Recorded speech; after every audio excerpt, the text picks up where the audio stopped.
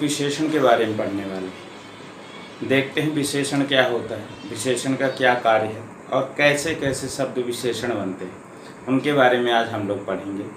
चलिए शुरू करते हैं। देखिए, एक परिभाषा है विशेषण के लिए। संज्ञा और सर्वनाम की विशेषता बतलाने वाले शब्दों को विशेषण कहते हैं। संज्ञा के बारे में हम लोग पढ़ चुके हैं, पहले सर्वनाम के बारे में भी पढ़ चुके हैं। इनकी जो विशेषता बतलाएगा ऐसे शब्द जो होते हैं वो विशेषण कहलाते हैं। तो देखिए कैसे, जैसे बालक संज्ञा है, बालक, और इसमें हम विशेषण लगाते हैं क्या, सुंदर, सुंदर, यानी सुंदर बालक है या बालक सुंदर है, आगे पीछे भी कर सकते हैं। सुंदर बालक है या बालक सुंदर है। तो ये बालक की विशेषता क्या बतला रहा है कि बालक सुंदर है, यानी संज्ञा की विशेषता बतला रहा है कि बालक सुंदर है, इसलिए ये विशेषण कहलाएगा। दूसरा है, अगर हम संज्ञा के होगा सर्वनाम के लिए, तो सर्वनाम के लिए है वह सर्वनाम शब्द, वह सुंदर है, आगे हम कर दें वह सुंदर है। तो देखिए सर्वनाम की भी विशेषता बतला रहा है, वह सुंदर है।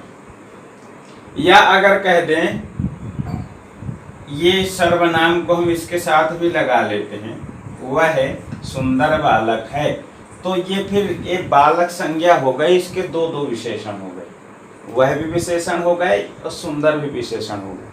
सर्वनाम भी विशेषण बनता है, मैं आपको पिछली वीडियो में बताया हूँ, सर्वनाम जिसमें पढ़ाया हूँ। तो ये दो दो विशेषण हो गए, एक संज्ञा हो गई और एक क्रिया हो गई। तो इस तरह से ये हुआ कि संज्ञा और सर्वनाम की विशेषता बतलाने वाले शब्द विशेषण होते हैं। अब विशेषण का काम क्या होता है, तो हम लोग अक्सर यही सोचते हैं कि जो विशेषता उसमें कुछ अच्छाइयाँ होती हैं, वो जो बताता है शब्द, वही जो है विशेषण होता। तो ये भी कह सकते हैं वह काला बालक है, तो काला भी हो जाएगा, गंदा बालक है, कुछ भी हम अच्छाई भी बता सकते, बुराई भी बता सकते। तो विशेषण का मतलब ये नहीं होता कि अच्छाई हो। तो इस तरह से ये तो हो गए कि विशेषता बतलाने वाले शब्द विशेषण है, पर वो विशेषता कैसे भी हो सकती है, अच्छाई भी हो सकती है और बुराई भी हो सकती है, कुछ भी हो सकता है। या बालक पढ़ा लिखा है, तो पढ़ा लिखा भी उसका विशेषण हो जाएगा। अब ये देखते हैं विशेषण का वैसे कार्य क्या है। तो विशेषण एक ही कार्य करता है कि जहाँ पर बहुत सारी चीजें होती हैं वहां से वह एक को अलग कर लेता है। जैसे काला घोड़ा है, वह घोड़ा एक जातिवाचक संज्ञा है कि घोड़ा। अब घोड़ा को जो है, तो बहुत सारे घोड़े हैं और उनमें से हमको एक घोड़ा को मंगाना है, तो उसका या तो कुछ ना कुछ नाम होगा। अब मान लो नाम नहीं है, तो विशेषण क्या लगा दी, काला घोड़ा। तो अब यानी जितने भी घोड़े हैं उनमें से काला घोड़ा को विशेषण ने अलग कर दिया, काला घोड़ा ले आओ। तो यहाँ क्या हो गया कि सभी घोड़ों में से केवल काला घोड़ा को अलग कर लिया गया, यानी विशेषण बहुतों में से एक को छांटता है, अलग करता है। विशेषण का काम विशेषता बतलाना नहीं, विशेषता तो ठीक है वो बताता है, ये कहता तो यही एक विशेषता, पर विशेषण का काम है जहाँ बहुत सारे हों वहाँ से वो एक को अलग कर देता, निर्धारित कर देता है कि अब यही होगा। विशेषण लगने से वो निर्धारित हो जाता है कि यही होगा, दूसरा नहीं हो सकता। जैसे छात्र, छात्र तो बहुत सारे होते हैं। अब छात्रों को बुलाओ, अगर हम कह रहे हैं छात्रों को बुलाओ, तो छात्र स्कूल में अगर देखा जाए तो फर्स्ट क्लास से या नर्सरी क्लास से जहाँ तक होगी, 12th तक है, कहाँ तक है, तो सब छात्र कहलाएंगे। तो निर्धारित, पर उसमें अगर कर दिए 4th क्लास के, यानी चौथी क्लास के छात्र को बुलाओ, तो चौथी क्या हो गया, यहाँ ये विशेषण हो गया। और ये चौथी क्लास जो है, तो चौथी क्लास के छात्रों को बुलाओ, तो ये क्या हो जाएगा कि यानी इसने अलग कर दिया, सभी छात्रों में से चौथी क्लास के छात्रों को अलग कर दिया। विशेषण का काम है बहुतों में से छांट करके एक को अलग कर देना। मान लो निमंत्रण किया गया, पंडित जी लोगों का निमंत्रण हुआ, अब उसमें जो है तो पंडित तो सब हो गए, जो भी पूजन करा रहे हैं वो कर रहे हैं, सब कुछ है, पर उसमें एक विशेषण लगा दिए, जिनका उपनयन संस्कार हुआ होगा वही पंडित हमारे यहाँ भोज के लिए आ सकते हैं। तो क्या हुआ, विशेषण लग गया। बहुत पंडितों में से केवल उनको निर्धारित कर दिया जिनका उपनयन संस्कार हुआ था। विशेषण ने क्या किया, विशेषता नहीं बदला है, विशेषण ने बहुतों में से उसको अलग करके छांट दिया। विशेषण का काम है जहाँ बहुत हो वहाँ उनमें से सबको अलग करके एक को निर्धारित कर दे कि यही होगा, ठीक है। तो इस तरह से विशेषण का काम है बहुतों में से छांटना, और विशेषता बदलाना तो हमारा यही परिभाषा ही हमारी बता रही है कि विशेषता बदलाना, संज्ञा और सर्वनाम की विशेषता बदलाने वाले शब्द विशेषण कहलाते हैं। एक मैं प्रश्न करता हूँ, क्रिया विशेषण भी होता है, एडवर्ब जो होते हैं क्रिया विशेषण, तो वो इस परिभाषा में क्यों नहीं लिए? संज्ञा और सर्वनाम की विशेषता बतलाने वाले शब्दों को विशेषण कहते, तो मैं तो कहता हूँ कि कह लेना चाहिए कि संज्ञा, सर्वनाम और क्रिया की विशेषता बतलाने वाले शब्दों को विशेषण कहते, तो उनको क्यों नहीं लिया गया, तो वो भी जान लेते हैं। देखिए, संज्ञा और सर्वनाम की जो विशेषता बतलाते हैं ऐसे विशेषण शब्द विकारी होते। मैं बताया हूँ जहाँ शब्द पढ़ाया था, शब्दों के प्रकार, उसमें आपको पढ़ाया था, विकारी शब्द वो होता है जो परिवर्तनशील होता है, बदलता रहता है, लिंग, संख्या, कारक, यानी वचन को देखता है तो बदल जाता है, अगर वो देखता है किसी लिंग को देख रहा तो बदल जाएगा। जैसे सुंदर, बालक सुंदर होगा पर अगर उसको स्त्रीलिंग कर रही है तो सुंदरी हो जाएगा, तो यानी सुंदरी और सुंदर। तो इस तरह से अगर वो बदल रहा है शब्द तो विकारी शब्द है। संज्ञा ये कारक के कारण या वचन के कारण या विभक्ति के कारण, किसी भी कारण से अगर उसमें कोई परिवर्तन हो रहा है या लिंग के कारण जो परिवर्तन होता है वो जो है तो शब्द विकारी होता है। तो इसलिए क्रिया विशेषण के जो शब्द होते हैं वो हमेशा अविकारी होते हैं, अव्यय, अविकारी। अगर हम विकारी के परिभाषा में अविकारी शब्द को डालेंगे तो कैसे बनेगा, इसलिए क्रिया विशेषण शब्दों को इस परिभाषा में नहीं जोड़ा जाता। अब जैसे क्या है, धीरे धीरे जाना, क्रिया की विशेषता बतला रहा, धीरे धीरे जाना, तो अब यह क्रिया कैसी हो रही है, धीरे धीरे हो रही है। तो धीरे धीरे ये कभी बदलता नहीं, ये अव्यय है। अब जैसे धीरे धीरे लड़का जाता है, धीरे धीरे लड़की जाती है, धीरे धीरे सब अपना काम करते हैं, धीरे धीरे कहीं नहीं बदल रहा, चाहे आप किसी के साथ प्रयोग करेंगे धीरे धीरे ही रहेगा, ये शब्द परिवर्तनशील नहीं होता। और सुंदर शब्द सुंदरी भी हो जाता है, काला काली हो जाएगा, काला लड़का काली लड़की, चेंज हो गया तुरंत, लड़के के साथ लगाए तो काला, और एक विशेषण लड़की के साथ लगाए तो काली, यानी परिवर्तनशील है, विकारी शब्द बदल जाता है। तो बदलने जो विकारी शब्द होते हैं वो संज्ञा सर्वनाम की ही विशेषता बतला सकते हैं, क्रिया की नहीं। और क्रिया के जो विशेषता बतलाएंगे वो शब्द हमेशा अविकारी होंगे, इसीलिए क्रिया की जो विशेषण शब्द होते हैं क्रिया की विशेषता बतलाने वाले इस परिभाषा में नहीं लिए जाते, क्योंकि वो अविकारी शब्द होते हैं। अव्यय के बारे में मैं पढ़ाऊंगा तो समझ जाएंगे, अव्यय ही अविकारी होते हैं, तो उनको बताएंगे। अब जैसे ऊपर जाना, क्रिया क्या हो रही, ऊपर को जा रही है, ये नीचे आना, क्रिया नीचे को आ रही है, ठीक है। जल्दी जल्दी जाना, क्रिया कैसी हो रही, क्रिया की विशेषता हो रही है कि क्रिया कैसी हो रही, जल्दी जल्दी हो रही है। तो ये सब क्रिया की विशेषताएं हैं कि क्रिया कैसी हो रही है, और उस क्रिया को ही बताने वाले अविकारी शब्द होते हैं कि क्रिया कैसी हो रही है, कैसी हो रही वही उसकी विशेषता है। तो क्रिया विशेषण कहलाते करते हैं ऐसे शब्द जो क्रिया की विशेषता बतलाते हैं। तो इस तरह से ये समझ में आ गया कि संज्ञा सर्वनाम की विशेषता बतलाने वाले शब्द विशेषण कहलाते हैं और क्रिया की विशेषता बतलाने वाले शब्द भी विशेषण कहलाते हैं। जब दोनों एक हैं फिर भी अलग अलग क्यों होते हैं, क्योंकि संज्ञा सर्वनाम की जो विशेषता बतलाते हैं ऐसे शब्द विकारी होते हैं, और जो शब्द जो है तो क्रिया की विशेषता बतलाते हैं वो हमेशा अविकारी होते हैं, इसलिए इनको दोनों को अलग कर दिया गया परिभाषा में। तो इतना तो आप समझ ही गए होंगे कि विकारी और अविकारी होने के कारण इसको जो है तो परिभाषा से अलग रखा गया। तो ये होगा विशेषण। हम समझ भी गए कि विशेषण का काम क्या है, बहुतों में से एक को निर्धारित करना। विशेषण यही करता है, जहाँ बहुत सारे होंगे उनको जो है तो उनमें से छांट करके एक जिसके लिए विशेषण लगा दिया गया है उसको अलग करके दिखा देगा। तो कुछ ऐसी भी संज्ञाएं होती हैं जो कि बहुत सारी होती है। जैसे आप कर दिए लड़के, तो लड़के बहुत होते हैं, पुरुष में से जो है तो संख्या लगा करके भी हम अलग कर सकते हैं। तो चलिए आइए देखते हैं विशेषण कौन कौन से शब्द हो सकते हैं। देखिए यहाँ पर है, यह लड़का नहीं पढ़ता है। अब यह लड़का अगर इसको हटा दिया जाए अभी थोड़ा सा, तो क्या होगा, लड़का नहीं पढ़ता है। कंफर्म नहीं है कौन है, क्योंकि लड़का नहीं पढ़ता तो पूछने वाले पूछे कौन नहीं पढ़ता, कौन लड़का नहीं पढ़ता, किसके बारे में बात करें। पर जब कह देंगे यह लड़का नहीं पढ़ता, किसी को जो है इंगित करके बता दी यह लड़का नहीं पढ़ता है, तो मतलब ये होगा सभी लड़कों में से एक को उसने अलग कर दिया। ये किसने किया है, विशेषण किया, निर्धारित कर दिया यह लड़का नहीं पढ़ता। और ये हम आपको पहले बता चुके हैं, ये क्या था, सर्वनाम था, संज्ञा के बदले में प्रयोग होता है। पर यहाँ संज्ञा है, इसके कारण ये विशेषण बन गए, इस संज्ञा की विशेषण बन गए। इसकी विशेषता बतला रहा है। क्या विशेषता बतला रहा है कि यही है, ये विशेषता बतला रहा है। तो यह लड़का नहीं पढ़ता, ये हमारा कौन सा विशेषण है, सर्वनाम। सर्वनाम ही विशेषण बन गया।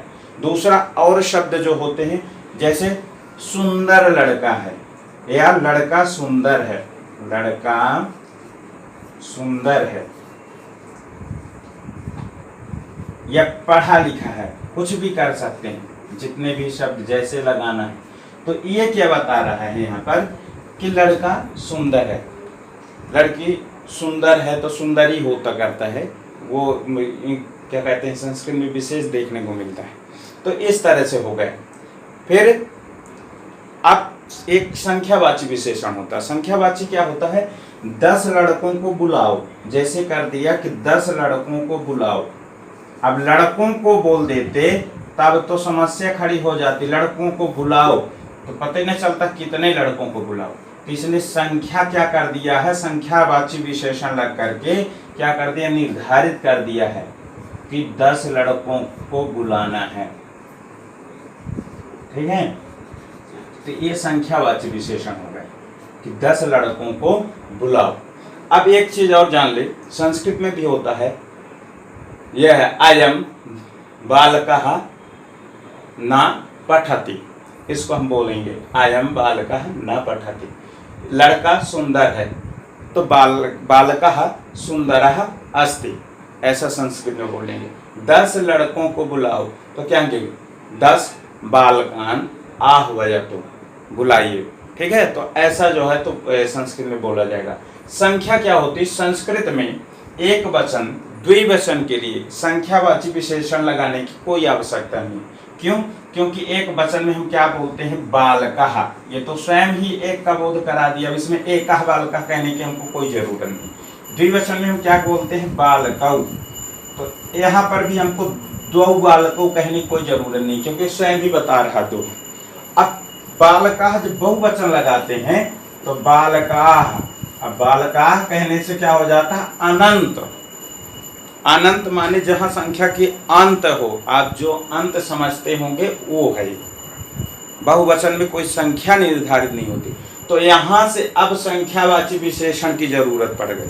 मान लो हमको जरूरत है 3 बालक को कहने के लिए, तो यहाँ हमको कहना पड़ेगा, क्या लिखना पड़ेगा, त्रयः बालकाः। यहाँ हमको लिखना पड़ेगा, नहीं तो 3 नहीं होंगे, वो तो अरबों खरबों जो संख्या आपको लास्ट मानते होंगे वहां तक जाएगा। तो इसलिए फिर यहाँ से संख्या लगाना पड़ेगा। संख्यावाची विशेषण लग के क्या कहता है, त्रयः बालकाः, यानी अब ये निर्धारित कर दिया कि बालका बहुवचन में, बहुतों बालकों में केवल 3 बालक के लिए ही बोला गया, ये संख्यावाची विशेषण लग गया। तो इस तरह से संख्यावाची विशेषण लगाए जाते हैं। चत्वारः बालकाः, अगर स्त्री के लिए है तो स्त्री के लिए भी हम जो है स्त्रीलिंग, 4 तक की संख्या हमारे तीनों लिंग में होती है, हम पढ़ाएंगे बाद में। स्त्री के लिए त्रयः को तिस्रः बालिकाः बोलना पड़ेगा, चतस्रः बालिकाः। और नपुंसक के लिए होता है त्रीणि पुस्तकानि, चत्वारि पुस्तकानि, तीनों लिंग में। तो ये मैं पढ़ाऊंगा जब। अब हमारा उद्देश्य क्या है, संस्कृत को सीखना। और संस्कृत के लिए हिंदी व्याकरण की जो आवश्यकता होती, जितनी चीज़ जरूरी होती है संस्कृत सीखने के लिए हिंदी व्याकरण में, उतनी चीज़ें हम सिखाएंगे सब कुछ।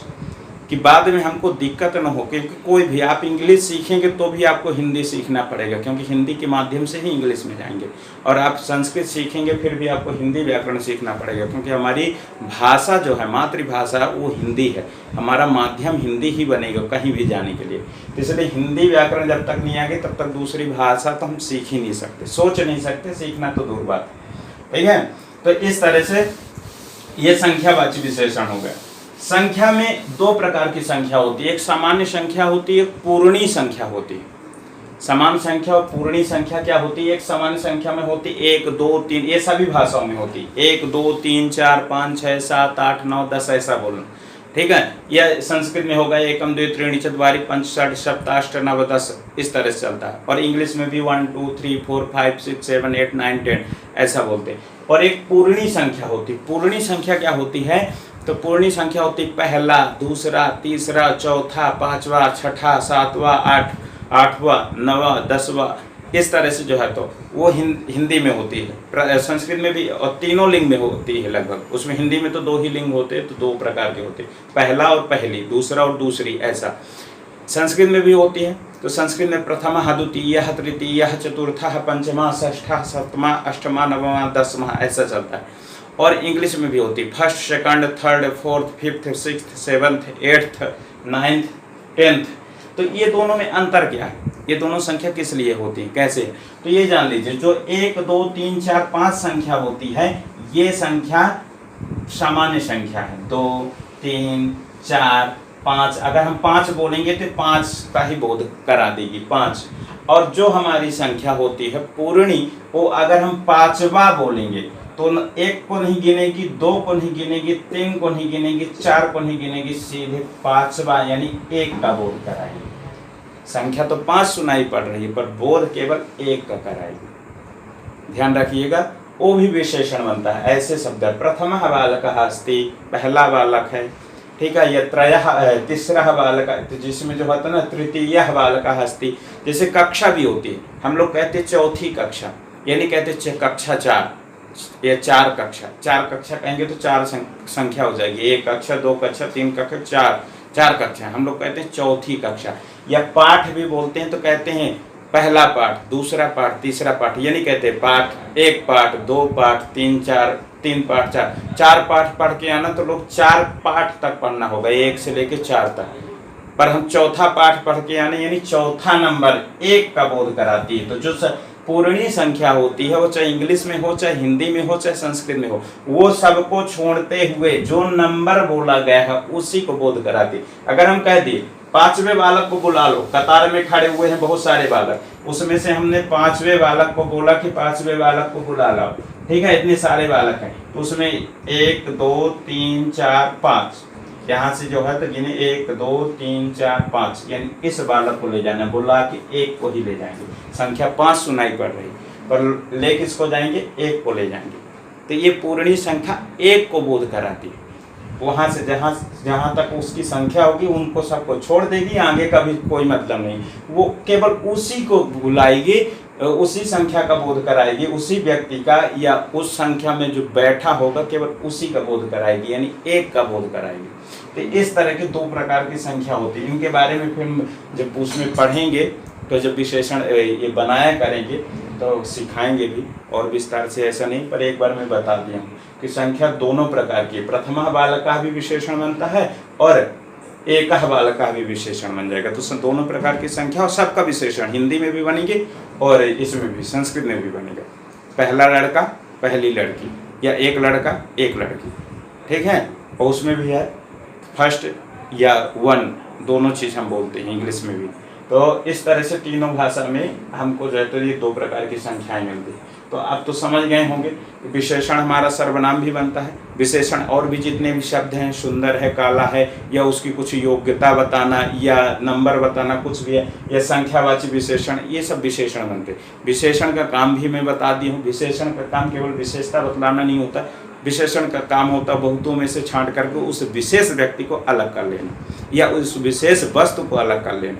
जिसकी संज्ञा वहाँ पर ली गई, जिस संज्ञा के साथ उसको लगा दिया जाता है, वो सबसे छांट कर उसको अलग रख देता है। ये काम है विशेषण का। तो आशा करता हूँ आप लोगों को ये समझ में आया होगा, विशेषण को जानने भी लगे होंगे। और एक चीज़ जान लीजिए, संस्कृत में जब विशेषण पढ़ेंगे तो संस्कृत में एक श्लोक है, यद लिंगम यद वचनम यद विभक्ति विशेषतः तद लिंगम तद वचनम शैव विभक्ति विशेषणस्यापि। जो लिंग, जो वचन और जो विभक्ति विशेष की होती है, वही लिंग, वही वचन, वही विभक्ति विशेषण की भी होती। अगर हम कहते हैं सुंदरेण बालकेन सह बालका छात्रः गच्छति, ये कुछ भी कर दी, सुंदरेण बालकेन सह, तो सुंदरेण बालकेन सह उमेशः गच्छति, उमेशः गच्छति। तो यहाँ देख लीजिए, अब ये जो विशेषण लगा था, ये विशेषण बालक का विशेषण है, बालक तृतीया विभक्ति का है। 7 के योग में तृतीया विभक्ति होती है, हम उपपद विभक्ति में पढ़ाएंगे कि किस किस योग में कौन से। तो बालकेन तृतीया विभक्ति एक वचन का रूप था, विशेषण भी वहीं चला गया, तृतीया विभक्ति एक वचन में। यानी जो लिंग, जो विभक्ति, जो वचन होता है, उसका वही लिंग, वही विभक्ति, वही कारक, सब कुछ विशेषण का भी होगा। हिंदी में भी होता है, अगर बालक के लिए काला बोले, लड़का के लिए तो काला रहेगा, पर वही लड़की के लिए करेंगे तो लिंग अगर चेंज हुआ है तो विशेषण का भी लिंग चेंज हो जाएगा, काली लड़की हो जाएगा, काला लड़का, काली लड़की। तो इस तरह से लिंग दे करके अगर काली लड़की बहुत सारे बहुवचन में भी ले जाते तो संख्या के कारण अगर उस शब्द में परिवर्तन होने की गुंजाइश है तो शब्द परिवर्तित हो जाएगा। जैसे सुंदराः बालकाः सन्ति, बहुवचन में चला जाएगा। तो ये चीज को ध्यान रखेंगे, जब भी विशेषण लगाएंगे तो लिंग, कारक, विभक्ति, वचन आदि का ध्यान रखेंगे कि वही जो है तो होना चाहिए। जहाँ का हमारा विशेष से होगा, विशेष से क्या होता है, जिसकी विशेषता बतलाई जाए उसे विशेष कहते हैं, और जिसके द्वारा विशेषता बतलाई गई है उसे विशेषण कहते हैं। जिस शब्द के द्वारा विशेषता बतलाई गई है वो विशेषण होता है, और जिसकी विशेषता बतलाई गई है वो विशेष से होता है। तो ध्यान रखिएगा, जिसकी विशेषता बतलाई गई है वो विशेष होगा, वो संज्ञा विशेष की होगी जो जिसकी विशेषता बतलाई जा रही है, और जिसके द्वारा, जिस शब्द के द्वारा बताया जा रहा है वह विशेषण होता है। तो विशेष और विशेषण को भी ध्यान रखना है, और जिस लिंग का, जिस विभक्ति का, जिस वचन का, जहाँ का जो है तो विशेष होगा, वहीं का सेम शैव विभक्ति विशेषणस्यापि, वही विभक्ति, वही वचन, वही सब कुछ विशेषण का भी होगा। तो आशा करते हैं विशेषण के बारे में आपको अच्छे से समझ में आया होगा। अगर कोई आपको जो है तो दिक्कत है, कहीं पर कुछ और प्रश्न होता है तो आप पूछ सकते हैं, कमेंट कर सकते हैं, आगे कोशिश करेंगे उसको उत्तर दें। ठीक है, आज के लिए इतना ही, धन्यवाद।